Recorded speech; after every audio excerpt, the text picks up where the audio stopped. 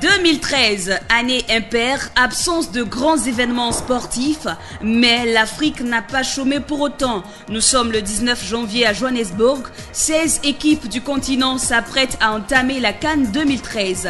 19 ans après son dernier sacre, le Nigeria remporte l'édition grâce à un but de Sandé Umba au détriment des étalons du Faso. Une première finale dans l'histoire du football burkinabé. Saint-Valentin mortel en Afrique du Sud. Le champion paralympique Oscar Pistorius est accusé du meurtre de sa compagne, le mannequin Riva Steenkamp. Son procès est reporté en mars 2014. Même si elle n'a pas brillé à la CAN de football, au judo, la Tunisie a raflé la mise au terme des 34e championnats d'Afrique de judo qui ont pris fin le 21 avril à Maputo au Mozambique. Elle récolte 17 médailles et partage le trio de tête avec l'Égypte, 9 médailles, et le Maroc, 6 médailles. Les Ivoiriens n'oublieront pas de sitôt la date du 27 avril au stade de Marrakech. Ils décrochaient pour la première fois de leur histoire la CAN des cadets face aux Aiglons nigérians. Alors qu'on s'achemine vers juin, une situation rocambolesque secoue la Fédération camerounaise de foot. Iya Mohamed est écroué pour malversation financière dans la gestion de la Sodécoton et réélu à la tête de la FECAFOOT, une élection décriée par le gouvernement qui a coûté une suspension du Cameroun par la FIFA. Le calme est revenu dans la demeure des Lions indomptables. L'élection d'Iya a été annulée. Même son de cloche au Bénin, je vous déclare aujourd'hui la main sur le cœur que je ne serai pas candidat aux prochaines élections. Ces paroles sont d'Anjorin Moucharafou. Sur une chaîne de télévision, le président de la Fédération béninoise de football a renoncé officiellement à sa candidature longtemps attendue par le public sportif béninois. Noyé dans une affaire de malversation financière, Anjorin Moucharafou a jeté le tablier. En dépit de cette renonciation, l'ex-président de la FBF organise une assemblée générale élective contestée qui portera finalement à la tête de la Fédération béninoise de football le député Augustin Awanvouebla, affranchi dans un second scrutin de la règle de la majorité absolue.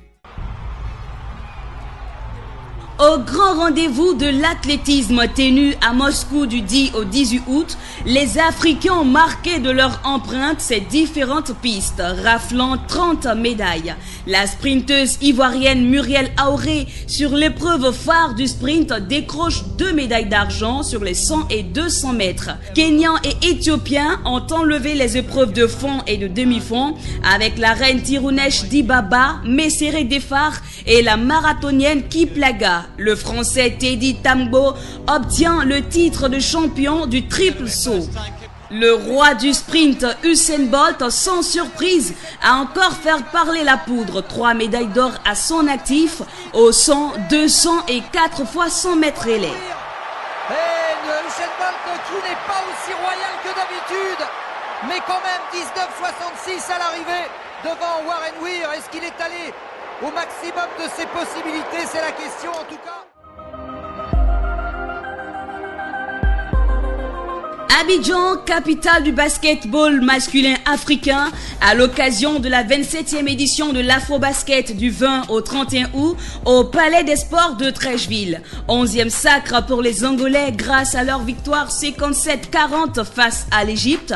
Le Sénégal termine sur la 3e marche du podium en battant la Côte d'Ivoire. Chez les hommes comme chez les dames, c'est l'Angola le maître du basketball africain. À Maputo, devant son public, les Mozambicaines ont joué le tout pour le tout contre les Palancas Negras. Mais au terme d'une rencontre épique, l'Angola l'emporte 64-61. Les Sénégalaises au pied du podium en éliminant le Cameroun.